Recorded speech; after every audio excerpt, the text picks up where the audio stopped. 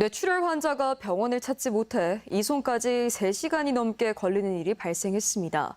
대형 병원마다 응급실 수용이 어렵다며 이송을 거부했기 때문인데요. 겨우 병원을 찾았지만 골든타임을 넘긴 뒤에야 수술이 진행됐고 끝내 숨져 안타까움을 낳고 있습니다. 정자현 기자입니다. 고등학교 강당이 흰 국화로 가득합니다.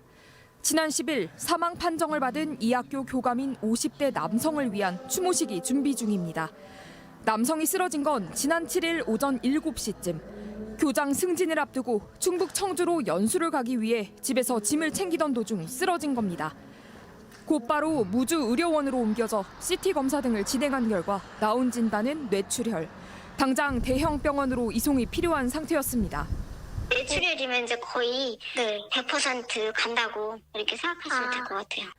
지리적 특성상 전주와 익산의 대형 병원보다는 대전권 병원이 인접한 상황. 그러나 충남대병원 등 대전권의 여러 병원이 환자 수용이 어렵다는 이유로 당시 거절 의사를 밝힌 것으로 전해졌습니다. 통상 뇌출혈 환자의 골든타임은 3시간.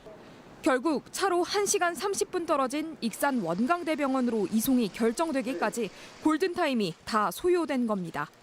저희가 이제 최종적으로 원대병원까지 가기까지 이제 많이 이렇게 다른 병원에 의뢰를 했는데 그런 과정이 좀 있었는데 유족 측에 따르면 이송 후에도 검사를 진행할 전공의가 없는 등 인력 부족 탓에 시간이 지체될 수밖에 없었던 것으로 전해졌습니다.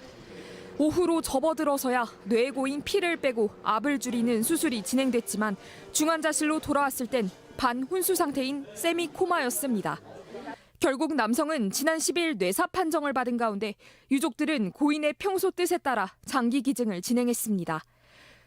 유족 측은 신속한 이송이 필요했지만 골든타임을 놓친 것은 의료 공백에 영향이 있지 않겠냐며 안타까움을 표했습니다. 이에 전북자치도는 해당 사안이 의료 공백과 직접적 관련이 있는지를 두고 검토가 필요하다는 입장입니다. 한편 한 대전권 병원 관계자는 응급실 상황을 고려해 환자를 수용하고 있다며 지역 제한 등으로 인한 수용 거부는 아니라고 밝혔습니다. MBC 뉴스 정자영입니다.